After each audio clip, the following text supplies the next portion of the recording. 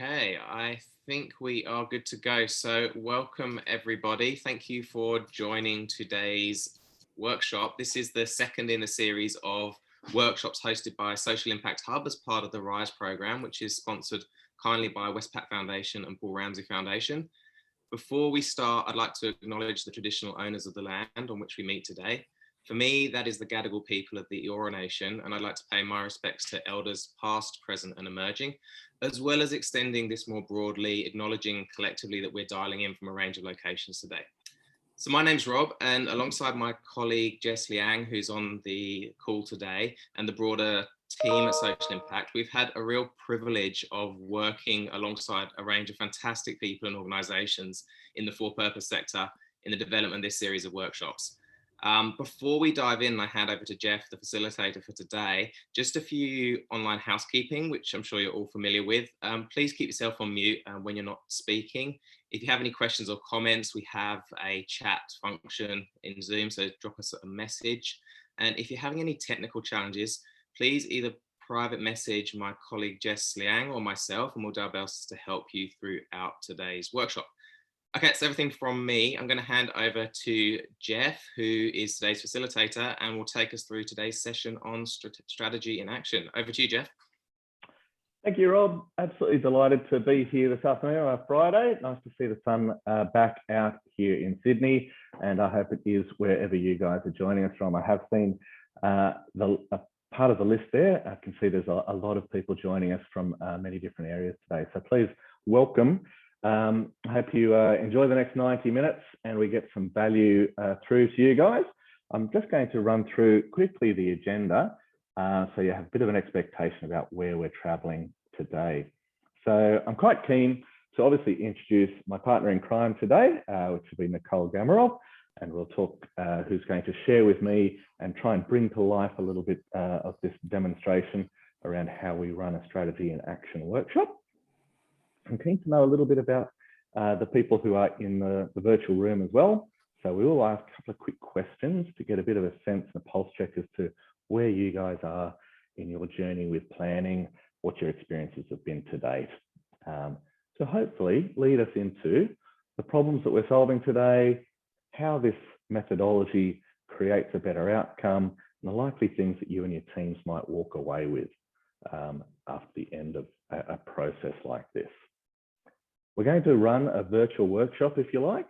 Now there's over 50 odd people on the call today. So while we would love to have a physical workshop and actually run an end-to-end workshop that was real life in real time, with the 90 minutes that we've got and the technology that we've got, Nicole and I have essentially prepped a bit of a shortened version that hopefully gives you a good insight into the process that this workshop takes, as well as bringing to life some of the challenges, some of the debates that you might have with your team and your facilitator and the like. So the workshop will take a typical view of starting with the end in mind and bringing ourselves closer and closer and closer to today and the things that we need to do today in order to get your outcomes into where your dream outcomes are. With regard to questions, a number of you sent some questions through prior to the workshop, so thank you very much for making the effort to do that. It gives us a bit of a steer as to what's important to you. We hope that the presentation will address the bulk of them. If you see a particular part within the workshop today where you think it's relevant for us to dive a bit deeper on one of your questions, please pop the question into the chat, reinforce it in the chat. Jess and Rob are looking out for those chat questions, and they've got all license to stop and pause us so that we can actually address those questions on the run. If otherwise you prefer to keep them to the end in case it does get answered through the process, I will endeavour to be leaving some time at the end for us to have those questions as well. Okay, so that's where we're going. Where we're starting is with my new friend Nicole, the very impressive Nicole Gamarov, who's the CEO of the social enterprise My Care Space. So Nicole, can I pass over to you for a couple of minutes for you to share a little bit about yourself, the organisation and your involvement with today? Great. And Geoff, just to check, so 5 minutes? Yes. Okay, great, fantastic. So hi everyone, and welcome to this great session that Geoff and Robert pulled together. My Care Space. So my name is Nicole Gamarov and I'm the founder of My Care Space. And we are a social enterprise that connects people living with a disability with the information and supports that they need to live full and independent lives. Now, I wasn't always a social entrepreneur. In fact, I was probably completely ill-equipped or not qualified to do this role, since I don't have a background in disability at all. But you can see in the photo and the slide there that this is my mum and I, Joan. So my mum is a remarkable woman. She lost her eyesight to macular degeneration 16 years ago. And it was devastating for mum. It was devastating for mum because not only did she lose her eyesight, but she also lost her independence. And I experienced firsthand what that was like, seeing it happen in front of my eyes and the impact that it had on our family. And we were able to do research. We were able to support my mum. And I wasn't inspired to start My Care Space. I felt compelled. I really did. I had all this experience in finance. I'd had a successful career in finance, and I felt compelled to leave the world of finance and start something that could have an impact on people who were potentially having the same experience as my mum. So I did a bit of research and found that in the world of disability, the NDIS was coming along, and while it made economic and social sense, the execution was going to be a little bit tricky. And after doing enough research, I realized that connecting people with the information and supports that they needed and the services would be key to the success of the scheme. So that's what My Care Space does. We connect people with the information about the NDIS so they can understand it, understand how to access it. And then once they have that understanding, we can help them connect with the services and supports that they need so they can live independently and achieve their goals. Through our growth over the last 4 years, we also realized that providers needed support. So we help providers by connecting them with new customers. So we're like a lead generation platform for businesses in the disability sector. And we're now holistically providing services for both people with disabilities and service providers, connecting thousands of people living with a disability with the supports and information that they need. And we have a very big goal and ambition that we want to reach by 2025, and we will probably move into that. I absolutely love what I do. It doesn't feel like work. I'm both terrified and excited every day when I come into the office. And I'd like to just add, we're also very fortunate to have participated in the Scaling Impact program. Last year, we were one of 8 social enterprises to get a golden ticket with Social Impact Hub, and it's completely transformed us. So strategy was one of the things that we covered in Scaling Impact, and I think it's been absolutely critical in us achieving success in the last 12 months. Wonderful, Nicole. Thanks so much for sharing that.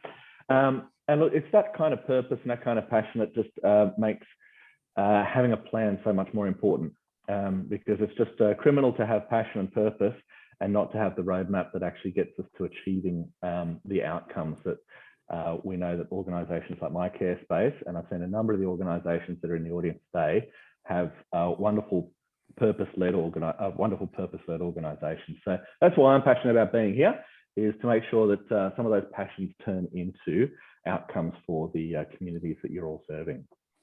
So look, I am keen to get a bit of a sense as to the experiences you guys have already had with regard to planning. So I got a bit of a sense of who's in the room and where we can create the focus.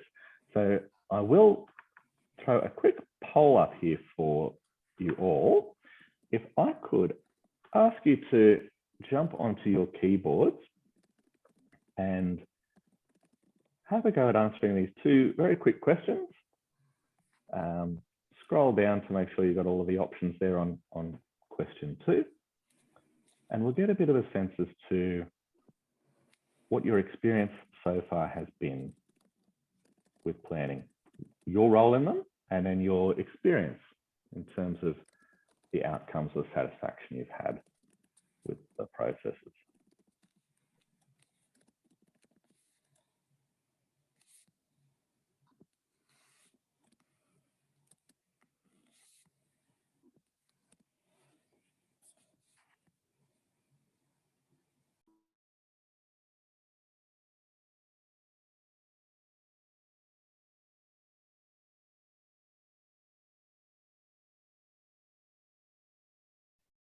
Okay, we've just got a couple to go. Thanks for everybody who's put their responses in.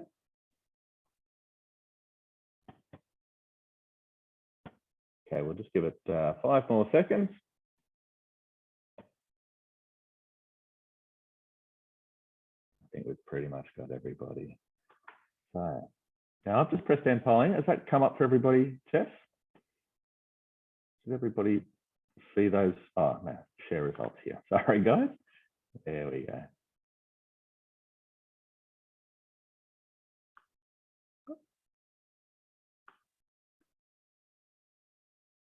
Jess, can everybody see those results now? Yep. Everyone should be able to see the poll results. Great.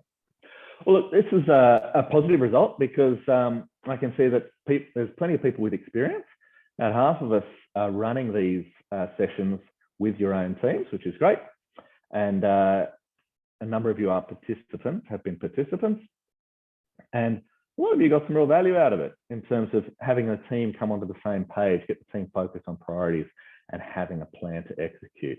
But we can also see there's more than 50% who aren't getting all of those benefits. Sometimes you're just getting a great document that ends up in the bottom drawer, or things aren't necessarily getting actioned off the back of the time invested.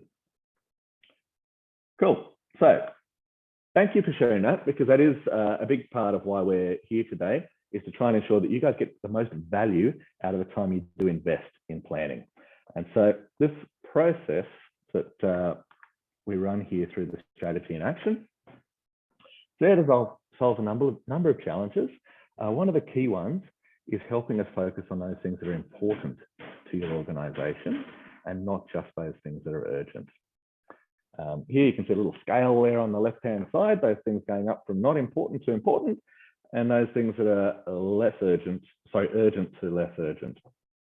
I'm sure if we had a little matrix there, you could all plot a whole lot of the things that you do in a day that fit into different quadrants of a matrix like this. And what I'm really looking to bring your attention to is this, obviously the top right quadrant, where if you can spend time focusing on these goals and plans and do it in a way that is actually not under time pressure or resource pressure, that's where you're going to get the most harmony in your organization, the most harmony in your life, and the most likelihood of achieving those things that are important to you and the communities you serve. We have to recognize that some things are urgent and important, like the things that are in crisis. We will have to deal with those things, but if we can spend the bulk of our time up in that top right quadrant, that just simply requires planning. And this is one of the ways in which we can get that plan together. What does this plan look like? The result of going through this process is for you to end up with a set of key long-term delivery goals. Oops, sorry, hit the wrong button there. We want to be able to measure each of these goals. We want to know where our investments are and what we need to do on an ongoing basis in order to deliver to these goals. We want to break the long-term goals up into milestones. If we've got some milestones, the milestones allow us to pivot. They allow us to reflect, how have we continued to track towards our goals? Are we on track? Do we need to pivot? If we're off track, are we off track deliberately, or are we off track because we were distracted? And then ultimately, these 90-day deliverables, these are the real meat on the bone, where you're actually keeping yourself and your team accountable to the activity and ensuring that activity that's happening this week, this month, this quarter is actually all lined up towards you hitting those things that you've told yourself are important to you and your team. Okay. If we're able to do this, we create the clarification of the organisation strategy for all stakeholders. So that's clarification sometimes for yourself. And sometimes you need these moments to pause, get that focus for yourself. Your stakeholders might be your investors, they might be your staff, they might be your teams, they might be your bank, they might be grant contributors.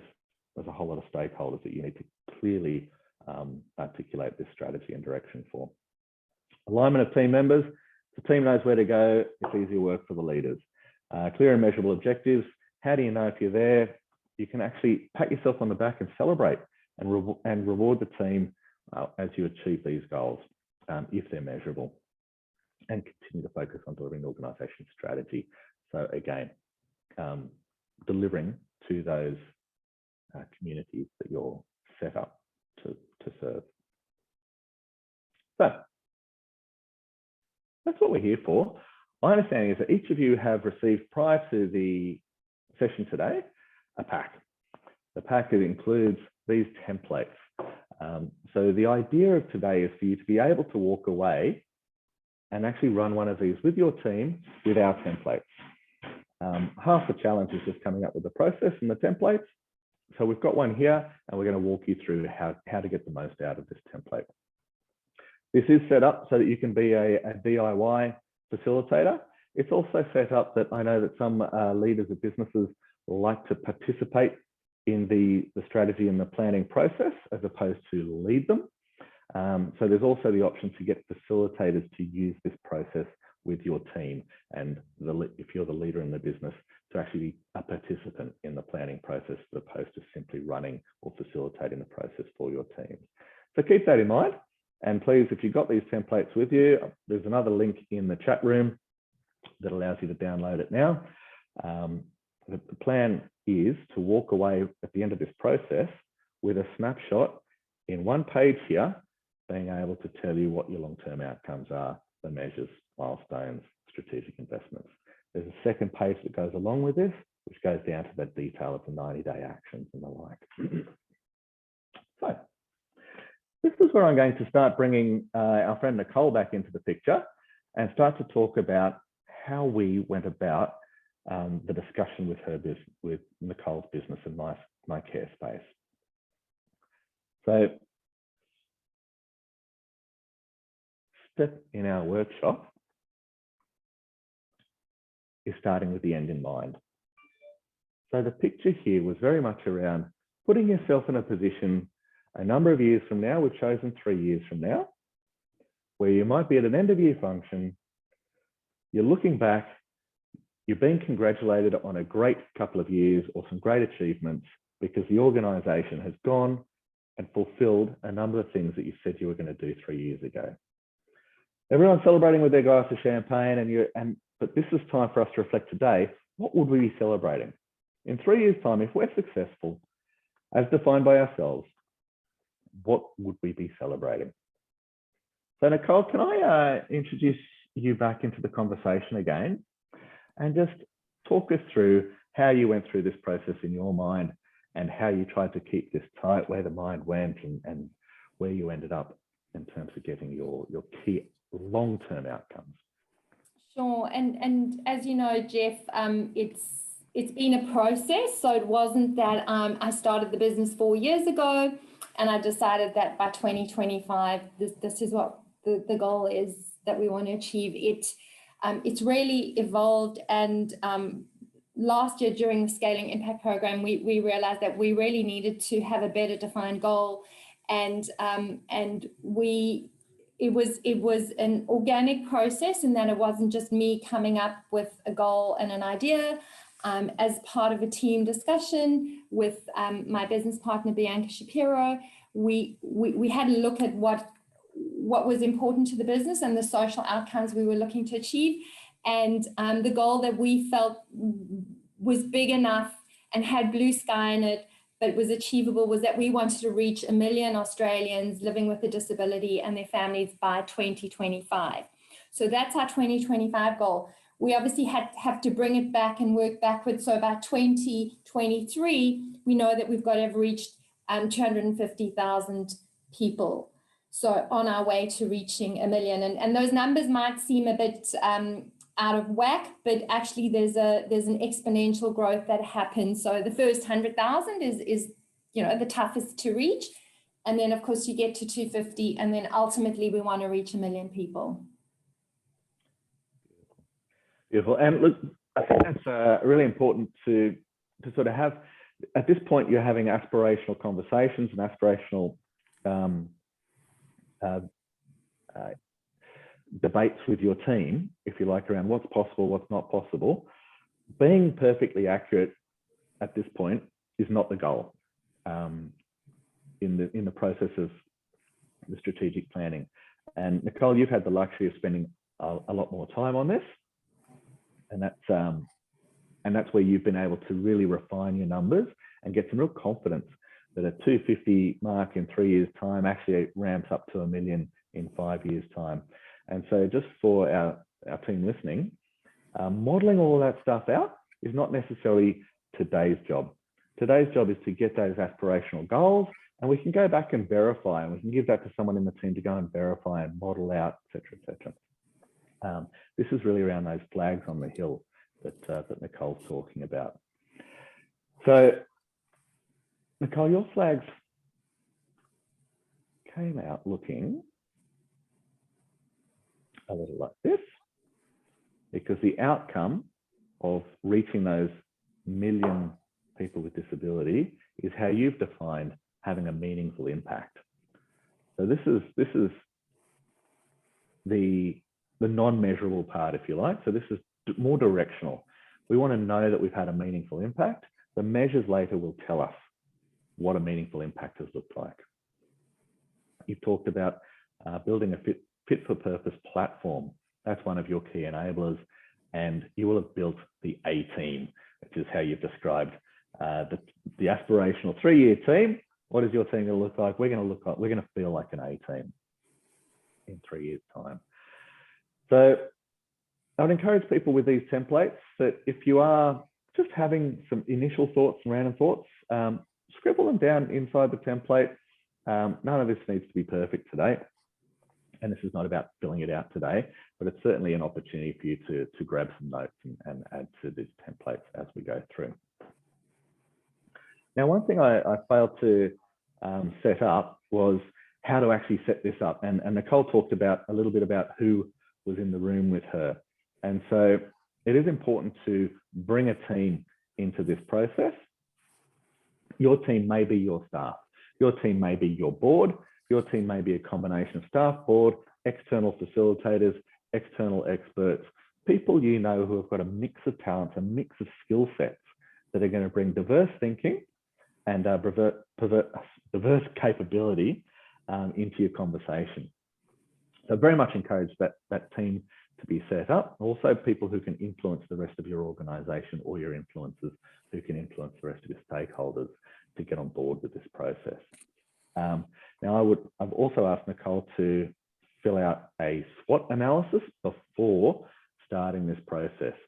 So to make this process work quite smoothly, understanding where we are today, which is what the SWOT largely does, is a great way for this particular workshop to continue to focus on the future, continue to focus on aspiration and that forward-looking direction.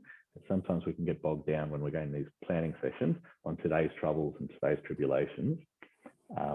Stay aspirational here, knowing that you've actually addressed some of where we are today prior to the workshop. Okay, so while you've already touched a little bit on it, Nicole, once we've set those outcomes in place, we said about putting some specific measurable outcomes in place. So for each of those, you've thought about what's a metric that would prove that we've done that. We want to say some aspirational stuff, but how do we prove that we've done it? Nicole, do you want to talk us through a little bit about how you went about backfilling that? Yeah, so I mean, the big lofty goal, 1 million people by 2025, was something that is going to guide us, and it was a big goal, but we didn't necessarily know when we set the goal how we were going to reach it, and I do passionately believe that one has to set very, very high goals, and otherwise why bother, right? Otherwise we should just all go home. So we set that goal, and then it was like, oh dear, how are we actually going to achieve that? But that's just my personal philosophy. We knew, I've always believed that if you can measure something, you can manage it. And having measurable goals, not only for me as the CEO, meant that I could then delegate some of those measures and goals down to my team. And it was a more meaningful conversation then. So we did, as you said, we went away and we did the modeling and had a look at, what are the key metrics in the business that are going to help us achieve 1 million people by 2025, and we worked backwards. So we knew what our goal was, then worked backwards and said, okay, what are the drivers that are going to get us to the 1 million people? So it's the number of referrals, it's the number of phone calls, it's the number of interactions, meaningful interactions that we have with people and their families. So there are assumptions that you've got to make, and we worked out that by 2025 we need to reach 250,000 people. We also knew that for those connections and that impact to be meaningful, the quality of the referrals had to improve and our conversion rate had to improve. And once you identify those measures, you can then go away and work out, okay, how are we actually going to solve that? So you might not have all the answers, and we didn't when we set the strategy, but part of the fun of putting the strategy into practice is going back to your desk and working out how are we actually going to solve this problem of reaching this goal, and that's the part that I love. So these are the measures we came up with. Building a fit for purpose platform was critical for us as well, and while we built the My Carespace platform, I mean, my business partner Bianca has a web development background. We were very fortunate, but we're sort of entering that next phase of growth where we knew we would have to relook the platform and the next version. And some of the measures that we knew would be important for our users would be, loading time. So we don't want people waiting around for pages to load, click-throughs, so that customer journey of, if you're looking for, how to prepare for an NDIS planning meeting, it shouldn't take people 10 clicks to get that solution. If you're looking for a physiotherapy in Piermont, it shouldn't take you 10 minutes to get there. So looking at that holistically, and this is obviously a simplification of a lot of work that went into identifying those key measures.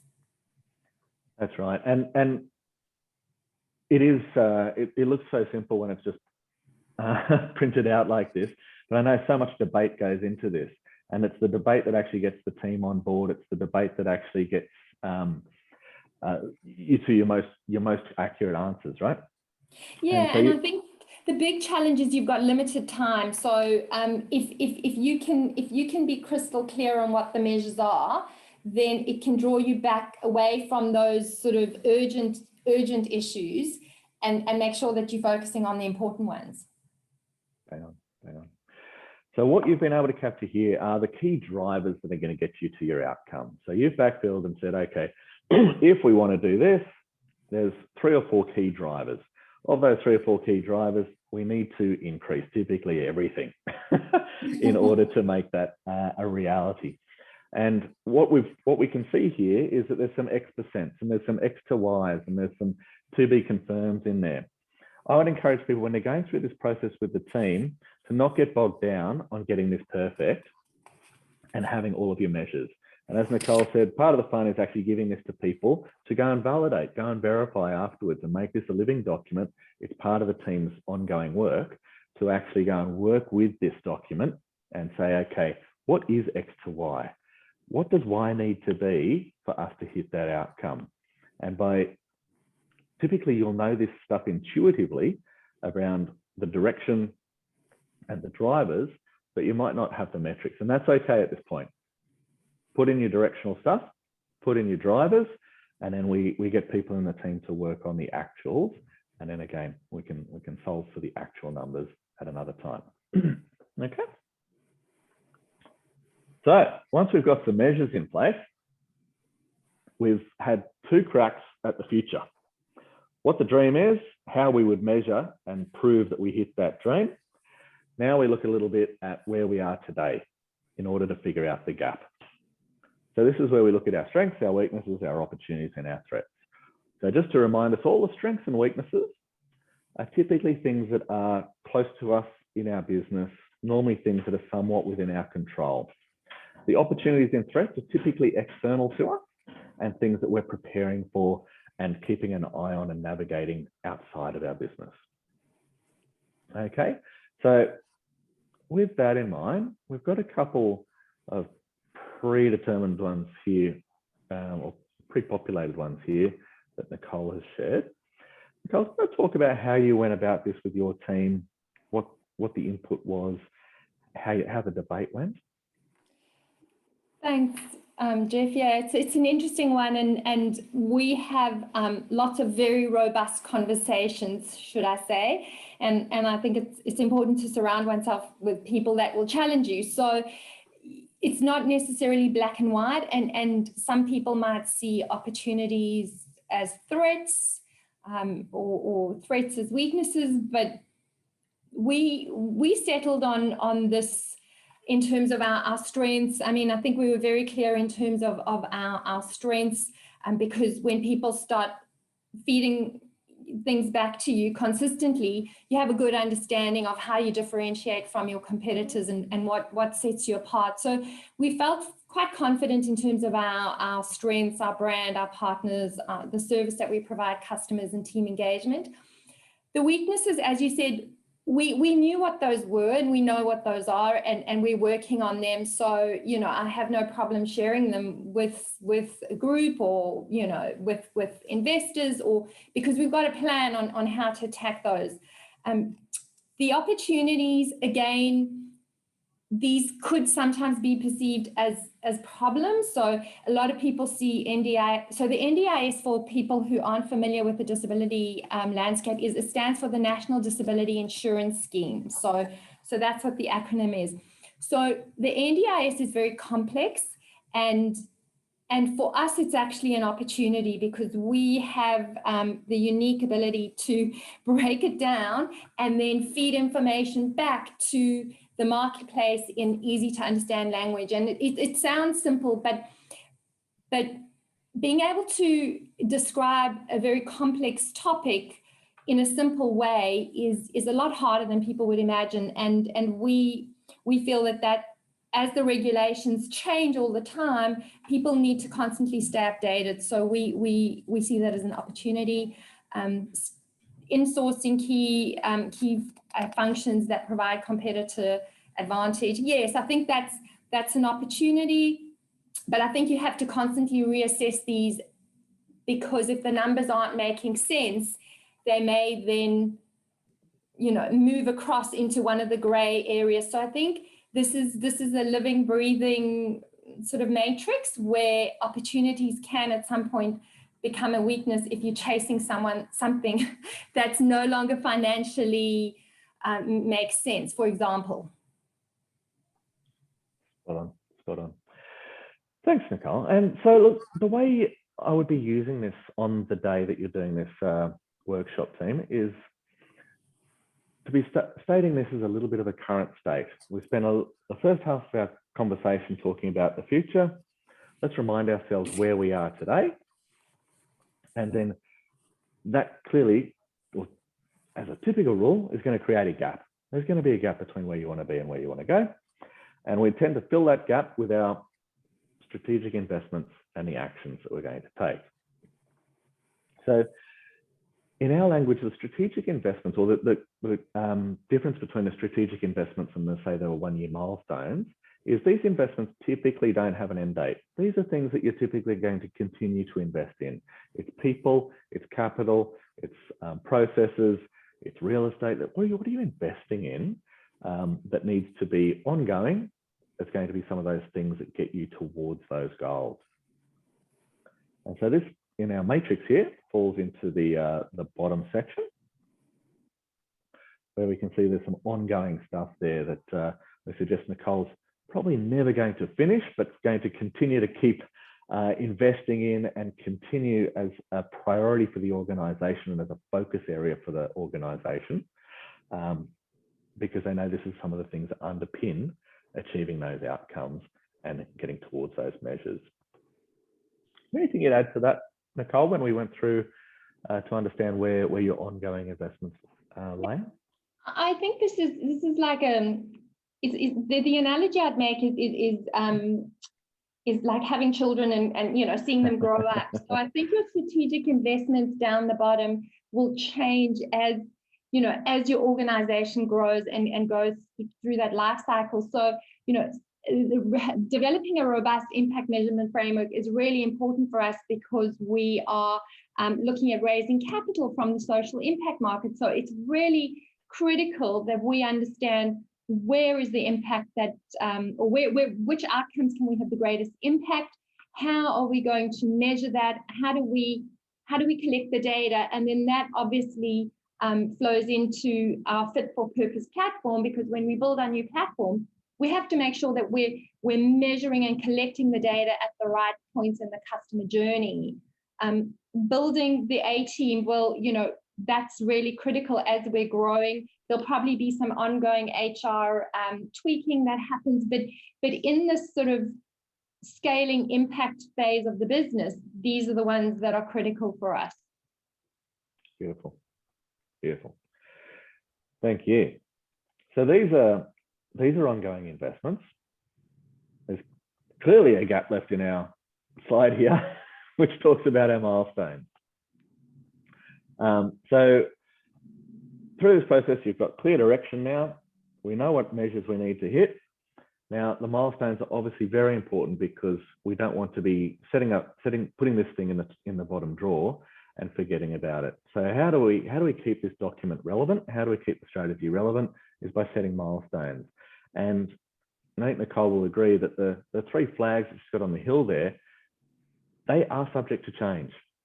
Like, this is absolutely where we'd love to see the business today, but we know that in small business, things change. So it's okay to pivot, it's okay to tweak, but you need to set yourself deliberate review points, if you like, to go and review how you are tracking to things in order to make deliberate change. The last thing you want is to stray and end up somewhere else in 3 years. It's okay to end up somewhere else in 3 years as long as it's deliberate. And so these milestones help us stay deliberate about our plan. So again, we've had the luxury of spending a little bit of time. Nicole spent an enormous amount of time investing in her plans, etc. She shared just a truncated, small snapshot of the drivers and the milestones that will tell her that she's on the path and the organisation is on the path to reaching those 3-year goals. So again, Nicole, do you want to talk us through a little bit around how you backfilled, if you like, work backwards from a 3-year goal to say, okay, we've got our drivers towards the outcome. Now, what are the things that are going to actually make those drivers happen? Yeah, sure. Thanks, Geoff. So we can go through them individually, or I can, just pull out a couple that were meaningful to you. Yeah, okay, so maybe if we look at the built a fit for purpose platform, so we know that after having traded or been in existence for 5 years, we definitely have needed a new platform. So we know that we want the customer journey to be positive, and we want people to come back to My Care Space because they have a positive experience. And from a measurable perspective and quantitative perspective, we can have a look at our platform and how easy is it to use. So while we said, market our load times, reduce the click-through, increase the content downloaded, well, what do we need to do to achieve that? Well, we know that we're going to have to design and build a platform that allows for greater live chat usage. So if our live chat function is hidden at the bottom sort of right-hand corner of our website, A, people won't know where it is, and B, they won't even know that we've got one. So, if you move the live chat simply to a more visible position, suddenly the number of live chats that we're getting, increase from, say, 100 a day to 300 a day, for example. And that means, A, we can reach more people. So it helps us achieve our reach goal of 1 million, but it also means people have a more positive experience, because the one mistake we made was we built the platform thinking people would just use it and it would be a tech solution. But we soon realized we're trying to solve for a human problem, and people wanted to talk to someone, and they wanted. So even having our phone more visible on the website, it's fit for purpose, because our research showed us that customers wanted to see the phone more visible, and they wanted it on each page, and they wanted to be able to call at any point. So that was really important. So the milestones are, increasing phone and live chat usage and increased usability. So obviously behind that is a lot of work that has to happen before we can even start seeing those sort of milestones being reached. But we identified those as important ones. Building the team, I think this is often, more intuitive, and key for us is the staff that we hire. It was really important that we hire people who have both, understand what's at the heart of my care space, a social enterprise, so high staff retention rates, high engagement rates, and we want that recognition to be there from our customers. So very important for us that within the next 12 months, we have a clearly defined HR strategy with I guess, things in place, tangible things in place to make sure that our staff are retained and that staff are getting the training that they need to make sure we're reaching the measures. Thanks, Nicole. And so what I'm picking up is that if there was, there's a million things you can be doing and measuring, but you'll try to essentially work backwards from what was important to you over here to what was important to you over here to what's going to actually make these things happen. And so we're leading, so these things must create alignment, and that alignment of measurement to purpose ensures that you're confident the business is going in the right direction. And I can imagine there would have been debate in your room and your teams around what's important in the first place, and then what your actions and milestones should look like. But once you've got clarity in the end goal, it actually helps to prioritize. It helps to move some of the noise away, and people will continue to bring up what's urgent in their life. And while that can't be ignored, there needs to be that time to spend the focus on what's important. And you've been able to narrow down what's important there. So it's important to have goals. It's important to have milestones, but someone's got to make it happen. And so it's hard to start at the beginning of the year and speak to your team and say, hey guys, can you get this done by the end of the year? It's obviously not very helpful to sort of give somebody a 1-year goal and walk away and not come back.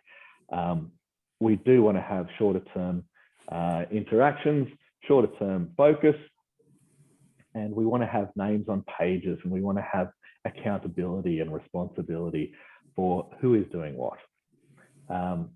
So some teams are large, some teams are small, sometimes it ends up all on a few key people's shoulders, but this is the opportunity to actually spread some of the work out.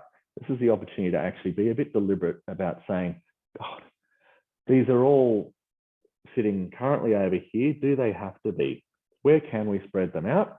But how do we ensure that we keep the accountability and we stay on top of these things?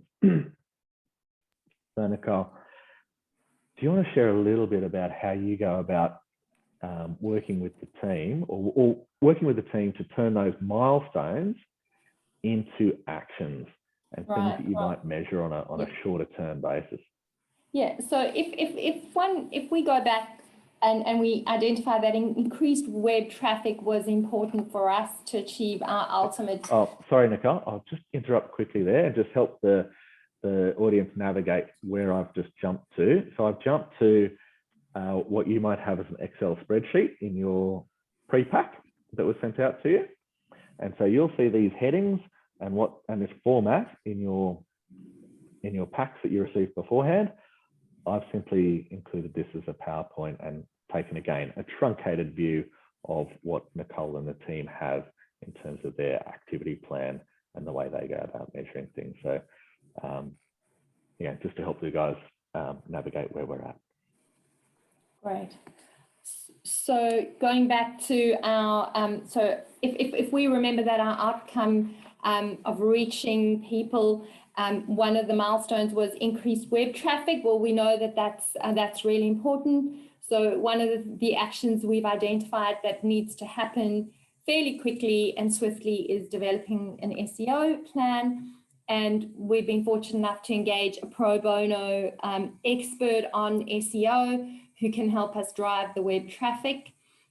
We've also allowed our marketing person to do some online courses, and that is something that we need to achieve by the next 6 months, the end of financial year. And of course, that is something that would potentially be an ongoing milestone, but the X would be what is the web traffic that we want to get to. And I was just reflecting this morning, I was looking at the web traffic from yesterday. I mean, there's two things I think as a social entrepreneur, you look at your bank balance every day, and then if you're a tech platform, you look at your traffic. And I was looking at the traffic and reflecting, it just felt like yesterday we only had 100 people on the site. Now we've got thousands of people on the site every day. But there's certain things that you have to achieve to get there. So I think realizing that for now, a realistic goal might be to get to, say, a daily traffic of 10,000. But in a year's time, this might still be there, but be a different number. That's exactly right. Spot on, Nicole. So where you've got the a milestone goal there, the action is, and that might keep evolving and changing and growing as you go, the action is very time bound. Yes. And so we want to get that new search engine plan in place by June this year. Now, the action that happens after June this year might be, you've actually discovered 3 plans and you're trialing 3 different SEO plans. And so that might be the quarter to September that you're trying those 3 plans to see which model works the best. And in the following quarter, you implement your preferred plan. And so those are just action after action after action. And depending again on how scientific and how engaged or how sort of process driven your teams are, each of these actions might actually be part of a project plan. So in this case, Sheetal, who's the owner of this particular action, might have her own project plan on increasing the website traffic to X. And there'll be milestones within that project plan. And this just helps Nicole, who's managing Sheetal, understand, well, what's due by June? How are we tracking to June? If we're having our weekly updates, our monthly updates, our fortnightly catch-ups, these are the 2 things I'm talking to Sheetal about all the time. She's probably got 5 other things she wants to talk to me about, but these are the 2 things I want to talk to Sheetal about. Yes, exactly. And I think also just, having understanding that there's fluidity between different milestones. So completed the online course is maybe something Sheetal's recognized, but it's also something we recognized in our HR strategy. So people should start seeing connectivity between the different milestones, and they shouldn't really all be too discrete. So I think that's also an observation that I've made, but very important as a business manager to be able to go back to Sheetal and say, well, we agreed that web traffic has to be up by, to 10,000 by June. What are you doing to achieve that? What do I need to give you to empower you to do that? And then it's up to you to just make it happen. Yeah, absolutely. So yeah, these are, and that's often where the comment piece comes in. And so if there's other things involved, other requirements that are going to support the person to achieve these things, then let's make note of them and let's record them and ensure that it's very visible where the work is being done and what support is required, if it is required. And in this space, I'd make a real note that in this who column, I would highly encourage people not to put teams in the who. I would highly encourage people to have individuals there. Often it's a team outcome. It's a group effort to get something done. I would highly encourage you to have one person accountable, even though there may be a number of people responsible for doing the work. And there's a difference between accountable and responsible, because that gives the business leader, in this case Nicole, one person to ask, how's this going? And one person to be able to let her know that if something's going wrong, it's Sheetle's job to let us know it's going wrong. Even though there might be 3 or 4 people that Sheetle might be working with to make that happen. Right, yeah. And Geoff, I think the other thing I would say is I've tried to involve my team as much as possible in the strategy. So, you know, I wouldn't just share them this roadmap. It's important that Sheetle understands how does her metric, how does it fit into the bigger picture? So I'm constantly updating my team in terms of the bigger picture and why is your work so important? And so then people can see how they fit in to the end goal, really. Spot on, Nicole. I mean, what you're saying there is that engaging this pro bono expert or completing this course, the last thing we want is for Sheetle to be saying, why am I on this course? Why? And it's very easy to understand, well, it's because I got to develop this SEO plan, which is going to increase the web traffic. And I know that when I increase the web traffic, I can go up to our plan on a page and say that web traffic all rolls up to what we're going to be having a glass of champagne for in 3 years' time. And so in 3 years' time, when we're celebrating that we hit this amazing milestone, everybody knows what their contribution was and that they were actually contributing to the end goal, not just a piece of work that the boss has asked me to do. Yes. And Geoff, I'm just reading the comments about, you know, that you could break this down into who's responsible, accountable, consulted, and informed. And I think that's great. In a small organization, however, when the team's so small, normally you need someone, the person who's responsible is the same person who's accountable. Yep. So you don't have that issue of having 4 different people, one responsible, one accountable, consultant. Obviously, in a large organization, that could be, you know, that could involve different people. But for me, it's accountability, making sure that people understand that they are accountable for this and that it flows into their HR, you know, their KPIs. Spot on, Nicole, and thank you for the person who contributed that. I'm a massive fan of the RACI model. And for those in the audience there that aren't familiar with that, the RACI being R, being responsible, A, accountable, C, being consulted, and I, being informed. Just to expand on that, the model is designed to do exactly what we're talking about here. Have one person who is accountable. The accountable person is the person who ultimately gets in trouble if it doesn't get done, or potentially gets rewarded if it does get done. Now, more than one person can get rewarded, but there's typically one person whose throat there is to choke. Now, responsible people are typically the ones doing the work. And as Nicole was saying, I could be accountable and responsible. It's my throat to choke, and I'm the one doing it. Or I'm accountable, but I'm actually ensuring that someone else does the work. And that might be a third party. I might be accountable for a contractor to do it. I might be accountable for another team member to do it. I might be accountable for a third party to come in and help us. And for each piece of work, if you do choose to go down this RACI model, you would also say, well, who should I ask before I go and put this in place? Who should I consult? And that's the C, is who should I consult before making decisions on this stuff? Now, they're not doing the work, but they're people who know about the stuff I'm doing. And then there's the informed people who don't need input into this. They don't need to do any work, but you know what? this change that we're creating over here might impact them in some way down the track. So we should inform them and let them know that this is actually happening, even though they don't have to do anything, but we should let them know that it's happening. And so yes, whoever put the RACI up there, I think that's a really, really powerful thing. And you can definitely include the RACI up here and have that, that extension.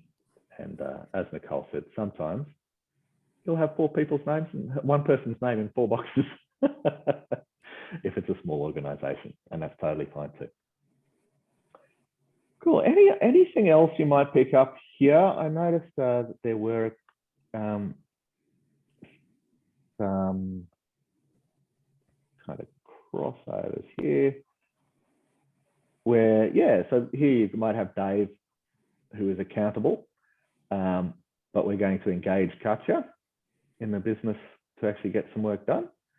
So while Katja will be helping, it's actually Dave's response, accountability there. And similarly involving the CEO, etc. Geoff, someone's just asked if you could explain the scorecard, and yeah, I think that's probably a valid question. Yes.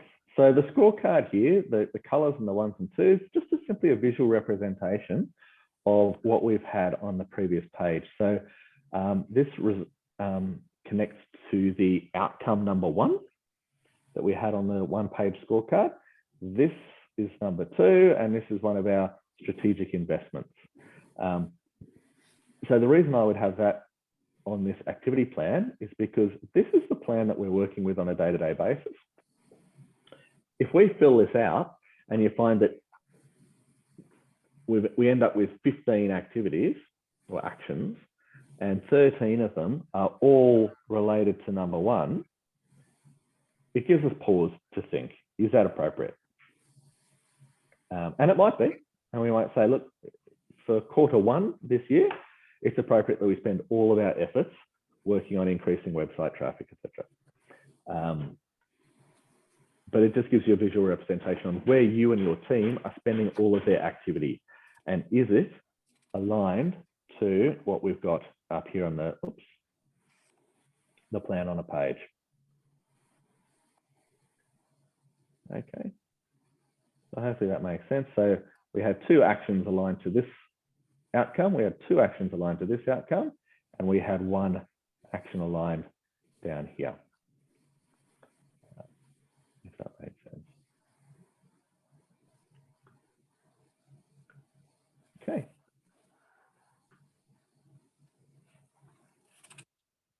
So obviously the intent here is for us to create a document that allows for focus in the organization. As I said before, there's so many urgent things happening in our lives. How do we stay focused on the important things? The outcome from a workshop like this ends up being these 2 key pages. 1 page talking about the 3-year plan and how it's broken up into the 1-year milestones, and then the activity that all links to those very important purposeful things that you've got, that you've already written down. Now, having that visible to your team, having that continually brought up in team meetings, group meetings, monthly meetings and the like, continues to help people keep that focus and have the noise in an appropriate space. We've all got noise and we've all got urgent things to deal with, but the purpose of this is to try and keep the focus on those big rocks. We've all sort of seen this kind of diagrams, which is if we stick to the big rocks first, we can actually fit everything in. We typically can always fit in those urgent things, but if we spend all of our time on the urgent things first, we are typically going to run out of room in our proverbial glass for those big rocks, which are your important milestone goals. Now, guys, we've largely raced through this, and the reason this has gone so quickly is because of the pre-work that Nicole has done for us. In a live workshop, this is going to take some time, and business plans can take anywhere from 3 hours to 3 days. There's no rules around how long you spend doing your business planning, This is a format that has been designed that if we come in prepared, we can actually make genuine progress and complete these sort of templates within a 3-hour period. I'm currently working with another organisation on their roadmap. We've broken it up into 2-hour lots over 3 or 4 sessions, because that's how they've chosen to expand on the different steps within the process, and that's how they've chosen to pull the team away and work together on this program. So there aren't specific rules as to how you go about implementing or running these workshops, but I'm hoping that this session today has given you a bit of structure in terms of how we go about following the process, what each of the components, the purpose of each of the components in the workshop, and of course, some of the likely debate that you're going to have with you and your teams, and how that debate is actually a healthy thing that helps people stay on track and actually buy into this process. So we're largely coming to the end. We're ahead of time, and so we've certainly got time for questions as it relates to any of the business planning, or as it relates to any of the questions that you might have sent through prior to the workshop. So can I pause there and just give a bit of time for people to throw into the chat lines any questions they might have regarding these templates.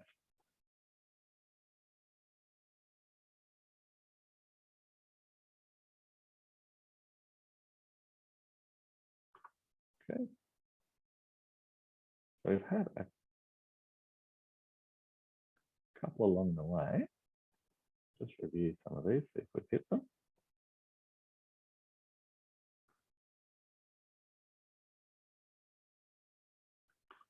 And we might be ending up with a Friday lunch early, Mark. Geoff, we have a question. Yeah, great. Maria is asking, how many bullet points would you recommend? Is there a maximum or a minimum? Look, there isn't a rule, but I mean, the rule, the idea of going beyond 3 does tend to get noisy. And so the purpose of this is to try and create as much focus as you can for yourself and the team and the organization. And so it's great to be able to turn some of this into your kind of elevator pitch, if you like, so that when people say what's important to your organization, you can punch out very quickly is to have a meaningful impact on the disability sector, is to have a market leading platform and have a team that can run that platform. If you can rattle those 3 things off really easily, that's going to be very powerful for you and the stakeholders you work with.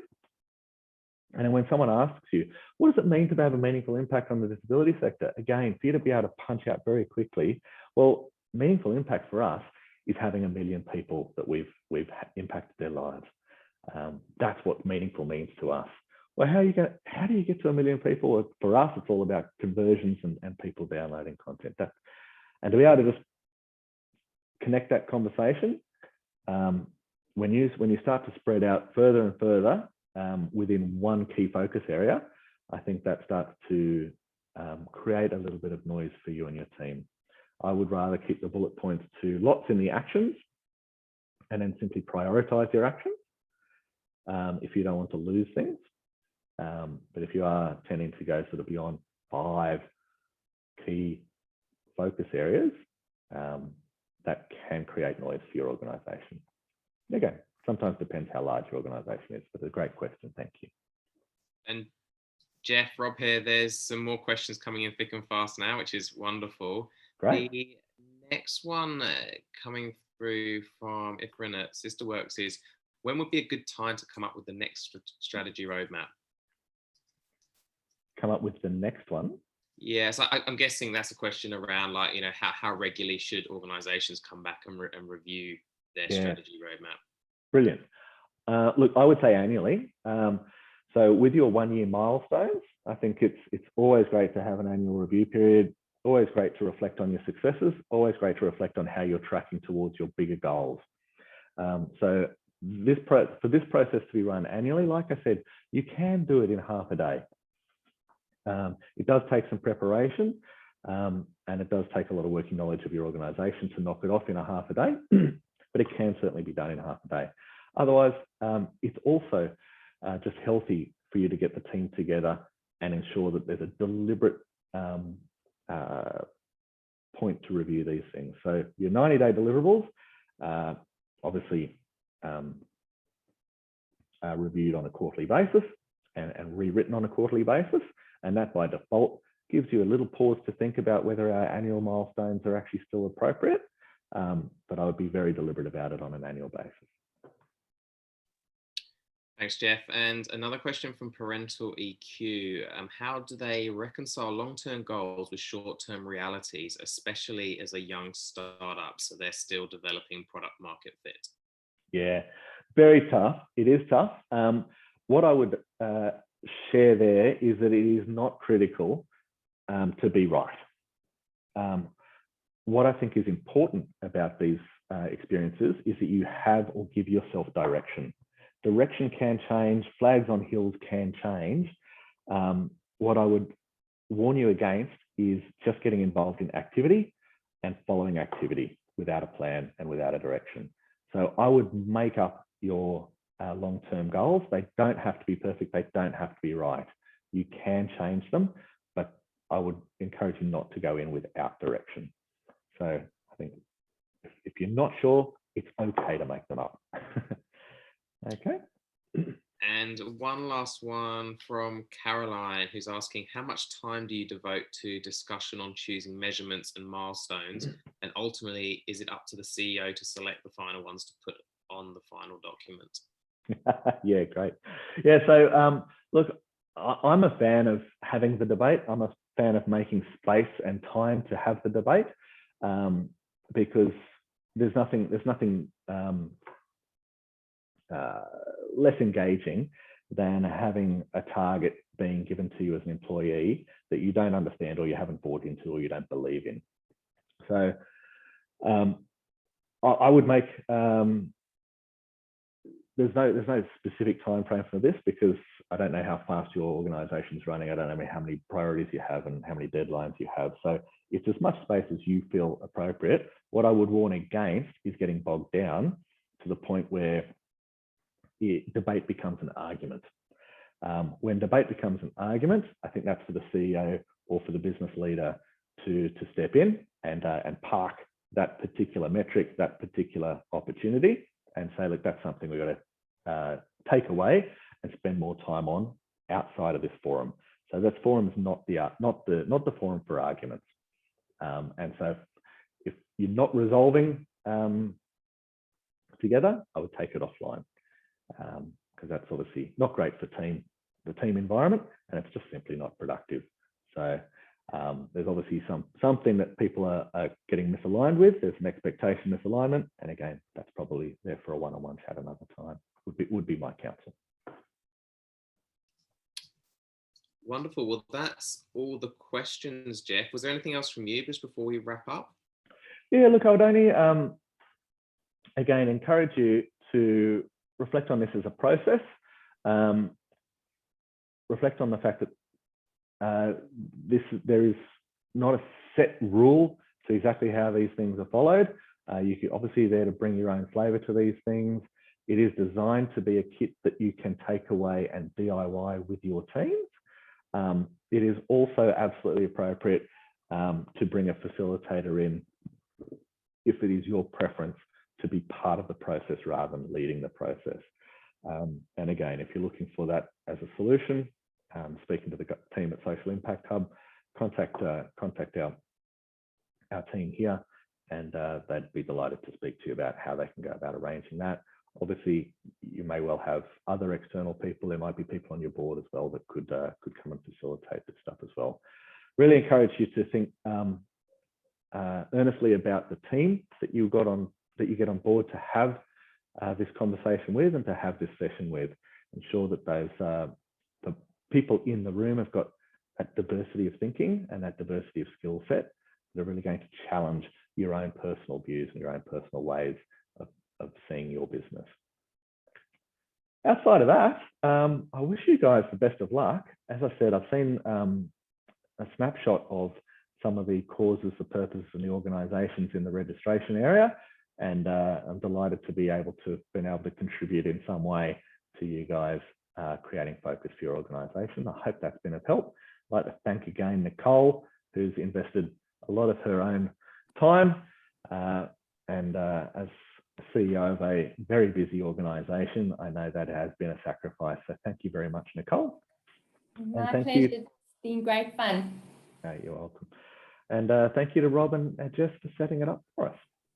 Thanks, Geoff. And yeah, just to echo that, thank you, Nicole, and everyone for joining today. Pleasure to go through that. And thanks for those insights. Very useful, hopefully, for all of us on the call. Just a reminder, we have a whole series of workshops coming up. The next one is on the 9th of April. That's Friday, the same time, 12 to 1:30. And that's on structured problem solving. And then we have another one in a couple of weeks, 23rd of April, leading and managing in a hybrid world. And you can find out more about the workshops just through our mailing list and or on our website. So I'll just leave it there. Thank you everyone for attending. Thanks again, Geoff and Nicole and Jess, for helping make this possible, and enjoy your weekends, everyone, and happy Friday. Thank you, Rob. Thank you, everybody. Bye. Thanks. Bye-bye.